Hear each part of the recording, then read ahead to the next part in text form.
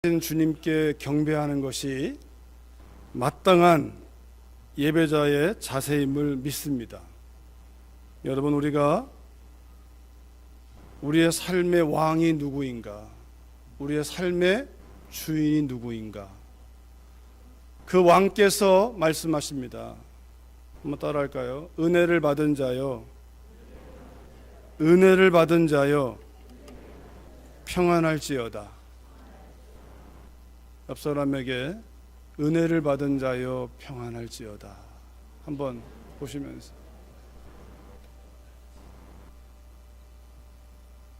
왜 은혜를 받았냐면, 여러분, 예배 자리에 있는 것이 은혜를 받은 증거입니다.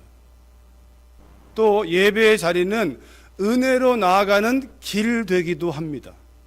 은혜를 받은 자가 예배하고 예배 드리는 자가 은혜가 더 깊이 들어갈 수 있습니다.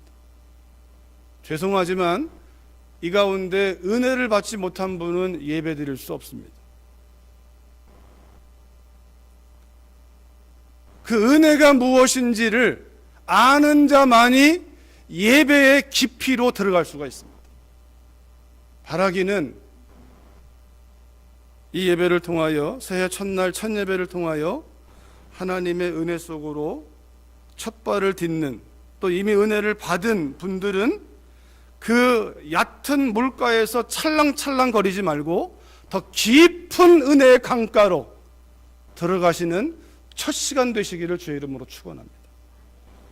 여러분, 그런 면에서 찬양대의 찬양처럼 왕 되신 주께 경배하세 했는데, 찬양대에 찬양이 있었지만 찬양 직전에 우리가 왕 되신 주님의 말씀을 읽었습니다.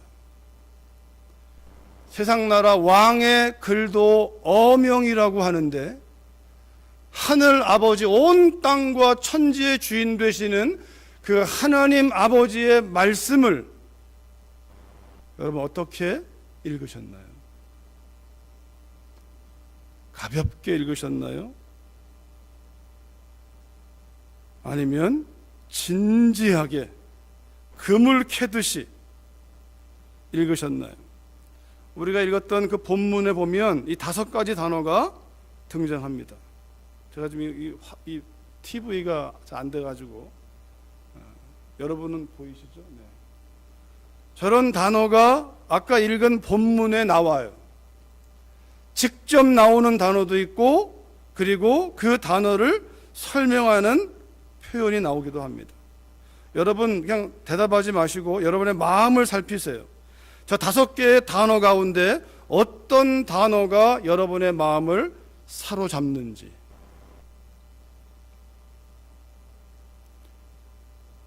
본문에 다 나오는 단어이기 때문에 어떤 단어를 붙잡아도 괜찮습니다. 그러나 이 말씀을 통하여 우리가 이 단어들이 질서를 가져야, 그래야 이 5개의 단어가 역사하기 시작해요.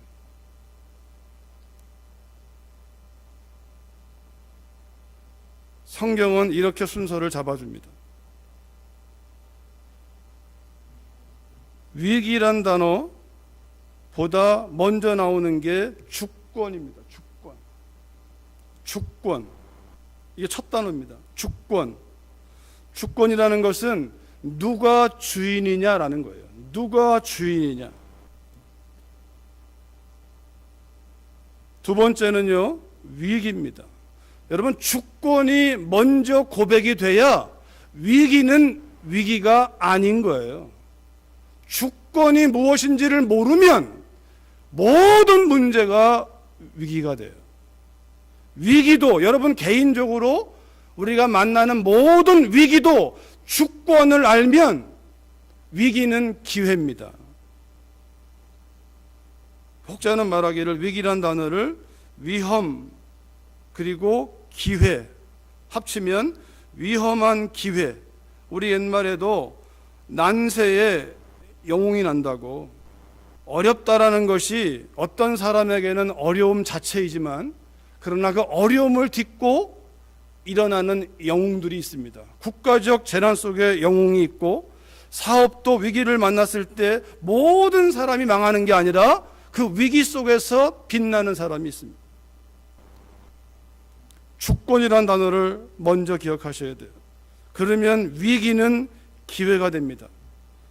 그리고 위기를 만났거나 아니면 우리가 새해를 시작하면서 새로운 기회를 만났거나 어떤 희망찬 계획이 있거나 중요한 세 번째 단어는 순종하라입니다. 순종하라. 순종하라.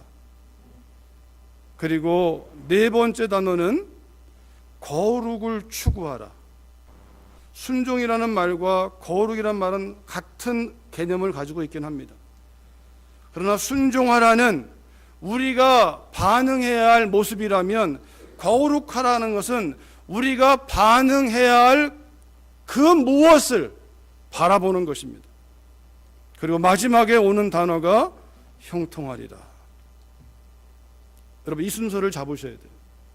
이 순서를 잡고 올 한 해 첫날 첫 예배를 시작한다면 이 순서가 이 질서가 엉키지 않는다면 결과는 마침표는 형통하리랍니다.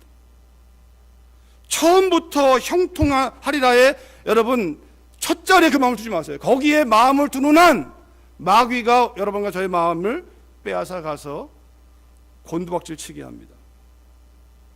여러분 이렇게도 표현할 수 있습니다. 많은 사람들은요 하나님이 주시는 형통에 관심이 있어요. 우리가 쓰는 다른 말로 하면 성공, 하나님이 주시는 성공, 새해 첫날 첫 예배 때 누구나가 형통을 그릴 수가 있고 성공적인 인생을 그릴 수 나쁜 거 아닙니다. 그러나 하나님이 주시는 형통이란 단어에 초점을 두지 마시고 형통케 하시는 하나님께 초점을 두세요. 하나님 주시는 형통이 아니라 형통케 하시는 하나님, 내가 거니는 땅이 아니라 나를 땅으로 보내신 하늘을 보라는 거예요. 그리고 오늘 말씀에서 하나님이 형통케 하시는 사람은 누구냐 이거예요. 하나님이 형통케 하시는 사람은 누구냐 이거예요. 형통이란 단어에만 마음을 둔다면 여러분 지난 한 해를 한번 떠올려 보십시오. 어느 누구가 한 해를 시작하면서 형통을 싫어합니까? 저도 좋아해요. 성공 저도 좋아해요. 그런데 세상이 말하는 성공은 결과를 말하지만 성경이 말하는 성공은 목적대로 이루어진 걸 말합니다. 여러분 결과에 속지 마십시오. 목적대로 가면 결과는 하나님께서, 우리는 그냥 심고 물 줄 뿐이지, 우리의 개인적인 인생도 사업도 마찬가지입니다. 결과를 추구하지 말고 그 목적, 이 사업을 허락하신 목적이 뭘까? 이 사업을 주신 하나님이 뭘 기뻐하시는가? 여기에 관심을 두는 거죠. 그러게 오늘 본문에서 여러분 이 다섯 개 단어 가운데 이 두 단어를 떼어내면 이거는 우리 몫이 아니에요. 첫 단어가 뭐냐면 주권이란 단어, 주권. 주권은요, 그래서 주권의 치명적인 반대 바이러스는 나예요. 나, 셀프, 나, 자. 많은 사람이 얘기해요. 내가 소유한 모든 걸 내려놨다고. 돈도 내려놨고 건강도 내려놨고 권력 내려놨고 명예 내려놨고. 근데 안 내려놓은 게 있어요. 나를 안 내려놨어요. 나. 내가 죽어야 돼요. 여러분 돈은 부정한 게 아니에요. 권력은 부정한 거 아니에요. 권력을 잘 써보십시오. 돈을 잘 써보세요. 기가 막힌 일들을 감당할 수 있습니다. 돈이 부정한 게 아니라 돈에 대한 내 탐심을 죽여야 되는 거예요. 권력이 나쁜 게 아니라 권력에 대한 내 잘못된 동기를 죽여야 되는 거예요. 권력을 주신 그분을 바라봐야 되고, 돈을 주신 그분을 바라봐야 되고, 건강을 주신 그분을 바라봐야 되고. 권력이 없다고 일 못하는 거 아니고, 병 들었다고 일 못하는 거 아니고, 돈이 없다고 일 못하는 거 아닙니다. 그렇다면 하나님께서 돈 많은 사람만 쓰셔야죠. 권력 있는 사람만 쓰셔야죠. 그러나 성경 어디에서 하나님이 그걸 가지고 기준 삼은 적이 없습니다. 주권은 세상에 있지도 않고 사람에게도 없고 나에게는 물론 없거니와 주권은 오직 하나님께만 있습니다. 이 땅이 다 사라져도 사라지지 수 없는 것이 한 가지가 있는데 하나님이에요. 여러분과 저는 이 땅에 있어도 그만 없어도 그만해요. 죄송하지만 여러분, 그 마음이 있어야 하나님만 바라볼 수 있어요. 우리의 가정을 지키는 것이 우리 아버지, 남편들입니까? 아닙니다. 죄송하지만 하나님이세요. 하나님이 지키시는 거예요. 나라의 대통령이 망하면, 타락하면 나라가 망합니까? 아닙니다. 하나님의 주권이 있다면. 또 한 가지는요, 형통입니다. 형통은 저와 여러분이 만들 수 있는 게 아니에요. 어떤 사람들은 지금도 밤낮으로 일하는 사람 있죠. 형통. 그걸 형통으로 알고, 그래서 어떤 사람은 그래서 어떤 한 자리에 올라갈 수 있어요. 그렇게 올라간 사람들의 결말을 보셨나요?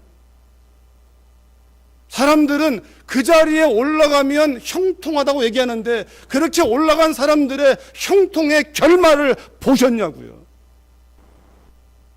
형통은 우리가 만들 수 있는 게 아니라는 거예요. 형통은 하나님이 주시는 겁니다. 형통을 추구하면 안 돼요. 형통케 하시는 하나님을 추구해야지. 형통은 받는 거지, 주시는 거지, 우리가 추구하는 게 아니에요. 그럼 우리가 해야 할 일이 뭘까요? 우리가 해야 할 일이, 그러니까 주권이란 단어, 우리의 인생에 내 개인도 마찬가지고 가정도 마찬가지고 사업도 마찬가지고 올 한 해도 마찬가지고 주권, 주인이 누구냐? 입술의 고백이 아니라 삶의 고백으로 주인이 누구냐, 그 주인이 누군지를 믿는 사람이 해야 할 첫 번째 일이 뭐냐면 순종하는 겁니다. 주권을 인정한다면 순종하는 거예요. 주권을 인정한다면, 여러분 지금 절망적이십니까? 어렵습니까? 주권을 인정하면, 심플한 예로 주권 인정하는 사람은요, 항상 기뻐하라. 거기에 토를 달지 마세요. 기뻐하세요. 범사에 감사하라. 거기에 토를 달지 마세요. 뭘 빼지 마세요. 하나님, 이건 기뻐할 만한 일도 아니고 이건 감사할 일도 아니에요. 그 사람은 주권이 바뀌어버린 거예요. 내 생각과 내 느낌이 맞는 거예요.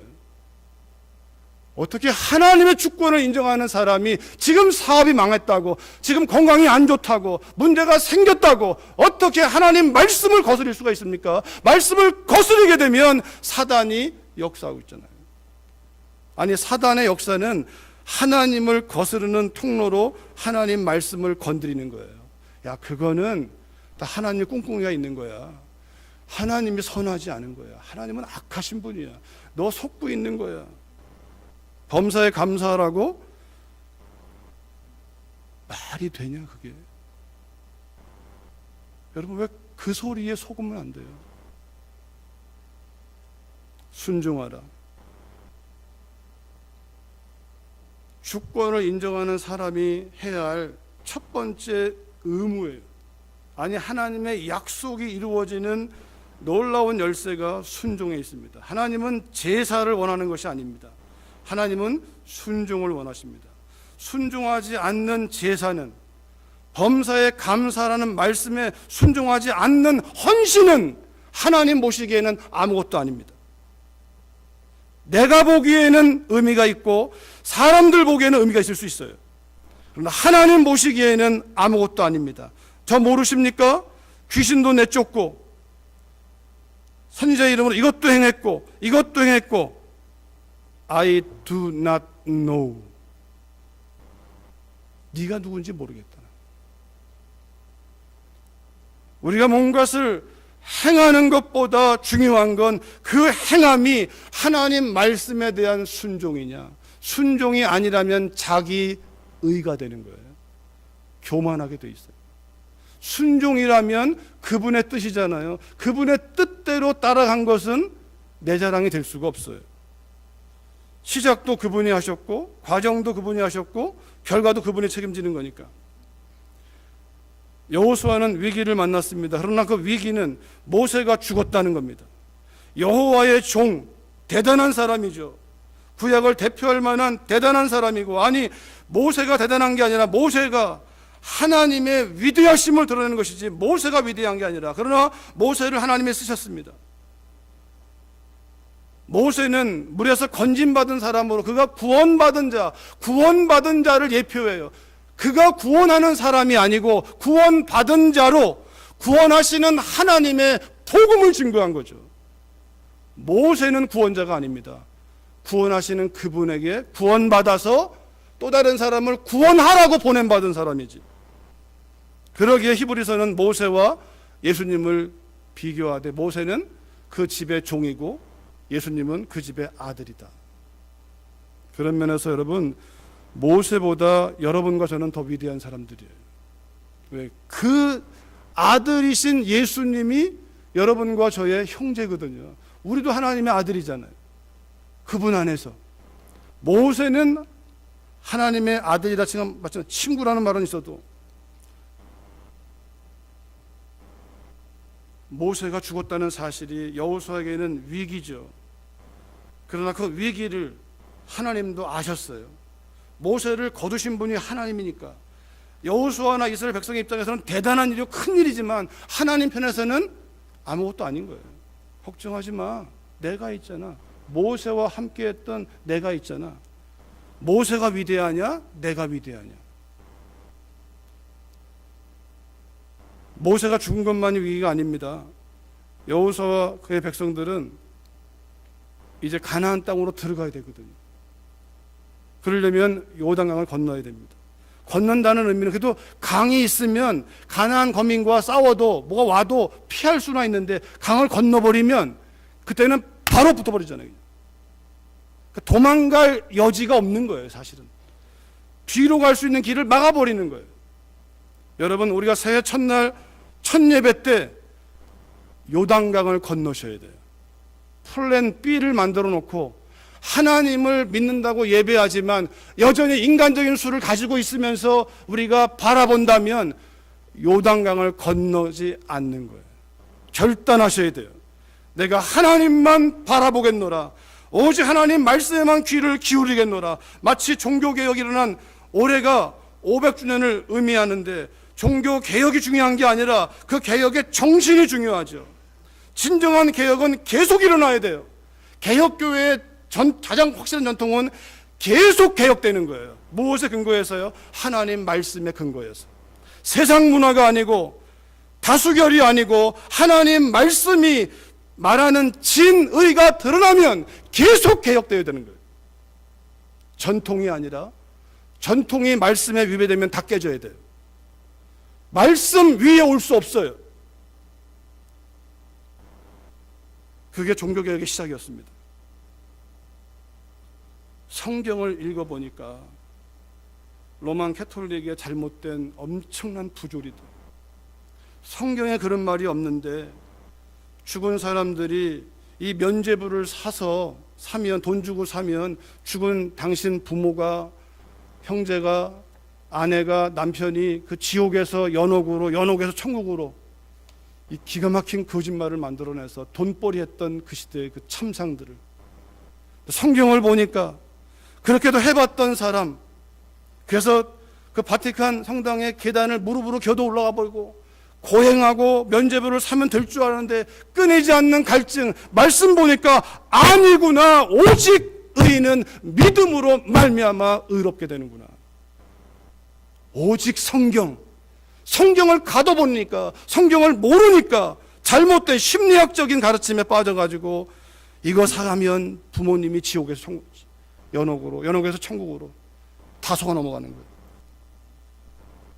그 배후에는 돈벌이 하기 위해서 성경을 하나님의 은혜로 알게 된 하나님의 사람들이 오직 성경, 그 성경을 보니까 오직 예수, 오직 은혜, 오직 믿음, 오직 그리스도, 오직 하나님께 영광, 이거밖에 없는 거예요. 다른 게 없어요. 요단강을 건너라 말씀하시면 거기에 건너는 거죠. 탁월한 리더가 사라져버렸고 건너면 바로 적진이지만, 그러나 하나님 말씀하세요. 요단강을 건너라. 그 땅으로 들어가기 위해서, 내가 약속한 그 땅으로 들어가기 위해서. 여러분, 요단강을 건너는 것은요, 내가 몸으로 해야 할 결단이에요. 여러분, 우리가 새해 첫날 이 예배 때 여러분 결단하셔야 돼요. 더 이상 어제 보던 것, 이것이 하나님 보시기에 옳지 않은 거면 끊어버리는 결단이 필요해요. 하나님 보시기에 합당하지 않으면 끊어버리는 결단. 나 혼자서 안 되는 거라면 그것을 사람이 있는 장소로 옮겨버리시는 거예요. 그 결단이 필요해요. 나를 넘어뜨리고 유혹할 만한 것이 있다면 여러분 그때마다 예수의 이름을 부르는 거예요. 내 혼자 불러서 안 된다면 그 순간에 전화해서 내가 지금 이런 유혹을 받고 있다고, 내 안에 분노가 일어나고 음란함이 일어나고 이런 게 일어나고 있다고, 나를 왜 기도해 달라고 폭로하셔야 돼요. 그래야 내 영이 살아요. 그거 은폐하고 혼자 놔두면 자동적으로 그 길로 갈 수밖에 없어요. 두려워하지 마라, 강하고 담대하라, 3번이나 말씀하세요. 하나님께서. 다시 말하면 마음을 뺏기지 마라. 마음을 지켜라 이 말이잖아요. 여러분, 마음을 어떻게 지킵니까? 성경은 간단한 원리입니다. 쉬운 건 아닙니다. 원리는 간단합니다. 염려하지 않고 사는 비밀, 기도하는 거예요. 성경 어디에 염려하라고 있습니까? 성경은 기도하라고, 쉬지 말고 기도하라고. 기도하는 사람이 염려한다면 기도 안 하는 겁니다. 기도가 무엇인지를 잘못 알고 있는 거예요. 기도하면 염려는 사라지게 되어 있습니다. 염려하면 기도 안 하게 되어 있습니다. 기도 안 하는 사람은 염려하고 있는 사람이고, 기도하는 사람은 염려를 끝내는 사람이에요. 왜? 하나님의 주권을 인정하니까. 살아도 주를 위해서, 죽어도 주를 위해서. 사나 죽으나 주의 것이니까 삶과 죽음이 사실 문제가 되지 않습니다. 있고 없음이 문제가 되지 않습니다. 마음을 지키는 길은 주님을 바라보는 것이고, 주님을 인정하는 것이고, 주님 말씀대로, 그 3번째로 순종하는 것은 말씀대로 다 행하라, 빼지 마라. 요거는 하고 요거는 좌로나 우로나 치우치지 말고 말씀대로 다 행하라. 있는 그대로, 말씀 그대로, 노아가 여호와께서 명하신 대로 다 준행했듯이, 모세가 여호와께서 명하신 그대로 만들었듯이, 거기에 우리의 생각을 더하지 말라는 거예요.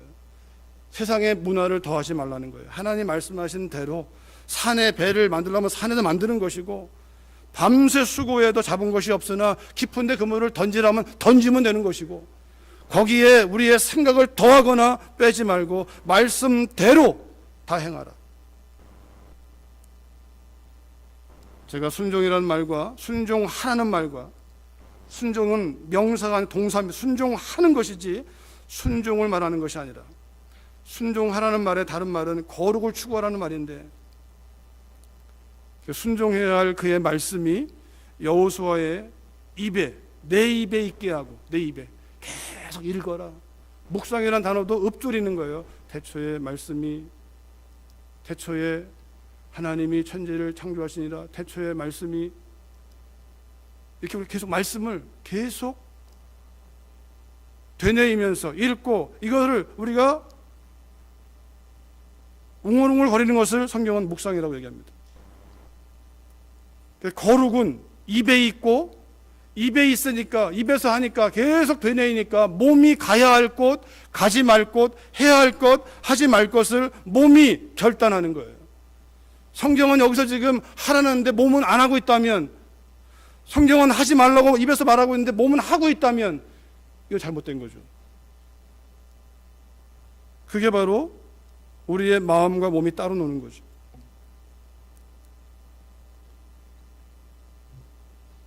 바울은 디모데에게 편지를 보내면서 이렇게 얘기합니다.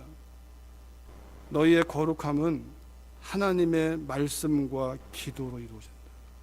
하나님 말씀과 기도. 말씀과 기도, 이것이 거룩해지는 비밀입니다. 다시 말하면 거룩한 사람은 말씀대로 살고 기도하며 삽니다. 말씀과 기도는 하나의 몸인데, 우리 편에서는 마치 이렇게 얘기했어요. 하나님은 내게 말씀하시고 나는 그분께 얘기하고, 이렇게 말할 수 있으나 기도도 원래는 투웨이입니다. 하나님 말씀하시고 나는 여쭤보고, 말씀하시면 순종하고, 언제나 하나님 말씀대로 행하는 것이, 말씀대로 기도하고 말씀대로 순종하고, 이것이 거룩입니다. 예수님이 우리에게 보여주시는 그분, 예수님도 죄가 없는 분인데 유혹은 받았습니다. 유혹을 받을 때에 유혹을, 하나님의 주권 가운데 위기도 유혹도 옵니다. 왜 오냐면 그 위기와 유혹이 우리가 거룩한 사람인지 아닌지를 드러냅니다. 여러분, 우리가 거룩한지 아닌지 언제 아냐면 유혹 받아보면 알아요. 다시 말하면 다른 여인이 저를 유혹하면 제가 아내를 사랑하는지 안 하는지가 드러나는 거예요. 그 유혹에 넘어가면 저는 아내를 사랑하지 않는 사람이에요. 근데 유혹이 와도 안 넘어가면 아내만 사랑하는 사람이에요. 유혹이 와야 내가 하나님을 사랑하는지 아니한지를 알 수가 있어요. 예수님이 하나님만 바라보는지 주권이 아버지께 있는지 그 사단의 유혹이 오니까 드러난 거예요. 유혹이 왔을 때, 유혹은 예수님의 배고픔을 통하여, 그리고 욕망을 통하여, 그리고 영적인 체험을 통하여 왔으나 예수님이 한마디로 하나님의 주권을 인정하면서 끝난 거예요. 그것이 나타난 증거가 말씀으로 선포해 버리신 것이고, 내 생각과 느낌에 속는 게 아니라 하나님 말씀하시기를, 그 말은 뭡니까? 유혹이 올 때 하나님 어떻게 할까요? 기도죠. 그때 하나님이 성령으로 신명기 말씀을 기억나게 하는 거죠. 말씀을 그대로 더하지 않고 기록되었습니다. 유혹을 이기는, 우리가 거룩해지는, 아니 거룩한 사람인 것을 드러내는 건 유혹이 없는 게 거룩한, 유혹이 없는 사람은, 그 사람은 믿음을 써본 적이 한 번도 없는 거예요. 그러기에 하나님의 사람은 끊임없이 유혹을 받고 위기를 만납니다. 왜? 그 유혹과 위기가 우리를 망가뜨리는 게 아니라 우리 안에 있는 그분을 드러내니까.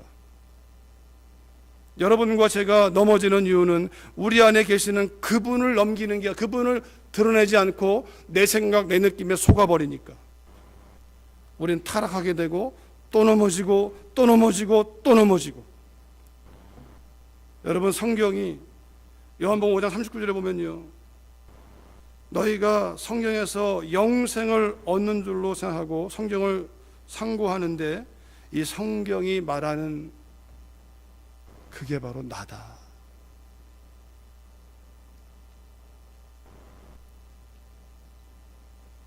하나님 말씀으로 들어가면 하나님이신 그분을 만나게 돼 있습니다. 그분을 만나니까 그분의 성품 앞에서 그분의 신실하심이 나를 잡아주니까 내가 너를 떠나지도 아니하고 버리지도 아니하고 I will be with you, 내가 영원히 너와 함께 할 것이다. 이건 이미 우리가 가지고 있는 약속 아닙니까? 하나님이 함께 한다고 말씀하시는데 하나님의 함께 하심을 우리가 왜 가정에서 선포하지 않습니까? 남편과 아내가 문제가 생기면 거기에 하나님 계심을 왜 인정하지 않습니까?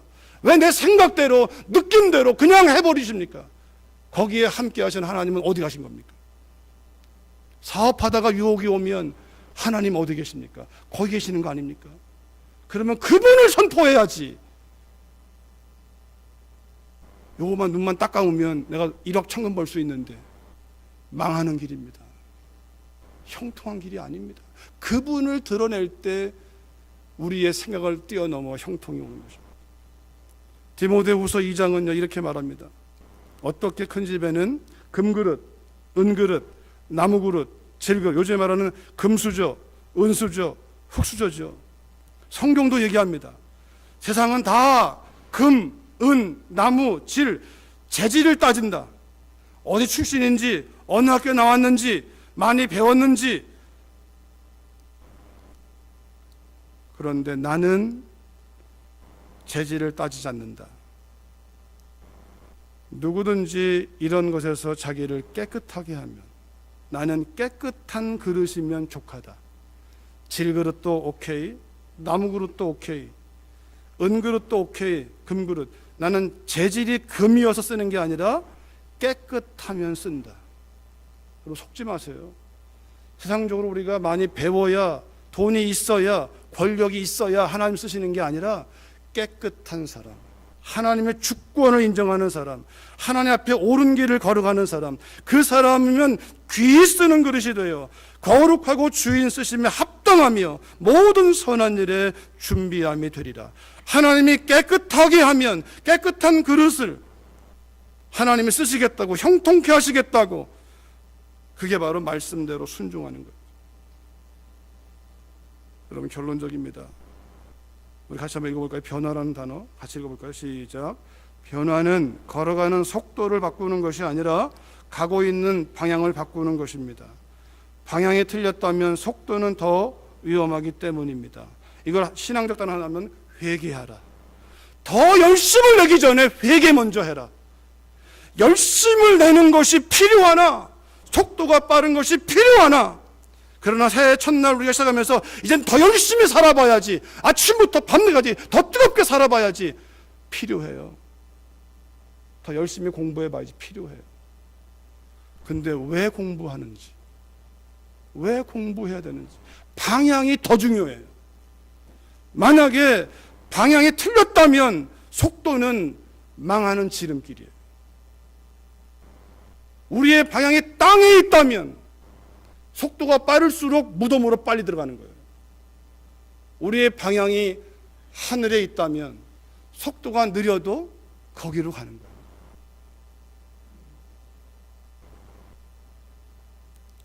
변화는, 여러분, 올 한 해 우리가 받은 이 기회가 형통으로 가는 진짜 지름길은 더 열심히 뭔가를 하기 전에 내가 바라봐야 할 그분의 주권과 그 방향이 하나님께로 가 있는가. 회개하라. 천국이 가까이 왔느냐. 하나님께로 턴하라. 하나님께로 방향을 바꾸라. 하나님이 뭘 원하시는지, 하나님 뭘 바라보시는지. 분명한 것은요, 하나님이 주님의 교회를 세워서 원하시는 거, 다른 거 많이 있지만, 여러분 개인적인 것을 떠올리기 전에 이 달라스의 복음화, 네팔의 복음화, 열방의 복음화, 북한의 복음화, 이스라엘의 복음화, 하나님의 관심이에요. 거기에 우리의 초점을 맞추는 거예요. 거기에 맞추면서 오늘 내가 해야 할 일이 뭔가를 묻는 거죠. 하나님이 가정을 왜 세울까요? 경건한 자손을 만들기 위하여. 행복이 아니고 하나님 닮은 사람들을 세우기 위하여. 가장 확실한 길이잖아요. 내가 주님을 닮고 주님을 따르고 주님을 의지하는 가운데 주신 생명이 나를 보고 배워서 주님을 경배한다면 그의 인생을 주님이 책임질 테니까. 그래서 마태복음 6장에서 이렇게 말합니다. 그런즉 너희는 먼저 그의 나라와 그의 의를 구하라. 그리하면 이 모든 것을 너희에게 더하시리라. 우리가 한 해를 시작하면서 많은 것들이 필요가 있고 계획이 있고 여러 가지 것들이 있겠으나 먼저 할 것을 미루지 마십시오. 먼저 할 것을 먼저 하십시오. 먼저 하나님의 나라와 하나님의 의, 하나님 그분, 예수님이 이 땅에 오셔서 언제나 먼저 하나님을 바라보신 것처럼, 아니 전부 하나님 바라보신 것처럼, 그러면 하나님의 형통은 우리의 먹고 마시고 입는 것, 이 땅에서 우리를 쓰고자 하신 하나님의 계획하심이 따라오게 하겠다라는 것. 또 한 구절, 우리가 잘 아는 구절 잘못됐는데요. 시편 1편 보니까 복 있는 사람은 오직 여호와의 율법을 즐거워하여 그의 율법을 주야로 묵상하는도다. 저는 시냇가에 심겨진 나무가 시절을 따라 과실을 맺으며 그 잎사귀가 마르지 않는 것 같은, 복 있는 사람은, 여러분이 복 있는 사람인데 우리가요, 예배자 있으니까, 복 있는 사람은 오직 하나님 말씀에만 초점을 둡니다. 이 말을 바꾸면, 미래적으로 바꾸면, 복을 진짜 원하시는 분은 성경에만, 오직 성경대로 개인적인 일도 가정도 사업도 한번 오직 성경대로 한번 해보는 거예요. 다시 말하면 성경으로 들어가서 그 하나님 말씀하시는 주님을 만나서 그분과 동행하면서 한 걸음 한 걸음 걸어가면서 그분이 원하시는 대로, 내 몸에서는 지금 잘 안 돼도 그분이 원하는 거라면 끊어버리고 가지 않고 결단하고 하나님이 원한다 한번 해본다면 나의 수준이 아니라 하나님의 수준으로 이끌어 가시는 그 형통함이 무엇인지를 경험하게 될 것입니다. 여기 저는 시냇가에 심겨진 나무라는 말도 이 말입니다. 마치 나무 한 그루가 있는데 이 나무를 시냇가에다 옮겨다 심은 거예요. 이게 오늘 우리가 해야 할 결단입니다. 내 마음 전부를 하나님 말씀에다 그냥 꽂아버리는 거예요. 오직 성경. 시냇가에 심겨진 나무가 계속 물을 공급받아서 씨를 따라 과실을 맺듯이 내 마음을 하나님 말씀에 푹 그냥 오직 말씀에만 꽂아버리고 그 말씀 위에, 길 위에, 예수님 위에 걸어간다면 그 길은 하늘로 향할 것이고 그 길은 축복의 통로로 하나님이 여러분과 저를 우리가 그렇게 원하는 형통한 삶으로 하나님이 드러내실 것입니다. 그 길엔 고난도 있고 어쩌면 어려운 길이 있을 것입니다. 그러나 성경이 하나님을 향하여 끝까지 나아간, 아니 하나님의 주권에 붙잡혀서 나아갔던 모든 사람들은 과정에서는 고난이 있으나 결과적으로 별처럼 빛나는 사람들로 우리에게 기억되고 있습니다. 하나님이 그렇게 이 한 해를 주신 것입니다. 여러분, 그 한 해도 매 순간순간마다 그분의 주권 앞에 모든 것을 합력하여 선으로 이루시는 그 하나님을 신뢰함으로 믿음의 여정을 세워나가기를 주의 이름으로 축원합니다. 우리 같이 한번 기도하시겠습니다. 들으신 말씀 생각하시면서 성령께서 주시는 그 마음, 오늘 내가 해야 할 결단이 뭔지, 첫 걸음은 요단강을 건너는 것입니다. 하나님만 의지하고 나아가기로 결단하는 것입니다. 내 속에 있는 연약함이 있다면 하나님의 긍휼하심을 소망했으면 좋겠습니다. 하나님 도와주세요. 나 정말 이런 거 원치 않습니다. 내 마음을 채우실 유일하신 분이 하나님이심을 믿습니다. 이 고백 위에 하나님이 역사하십니다. 주여 나를 불쌍히 여겨 주옵소서. 우리 한 해 첫날 첫 예배를 드리면서 성령 주시는 마음을 따라 잔잔한 목소리로 함께 우리 기도하시겠습니다. 기도합니다. 살아계신 아버지 하나님 감사합니다. 주님 사랑합니다. 주님 사랑합니다. 저희를 향한 하나님의 거룩한 은혜를 사랑합니다.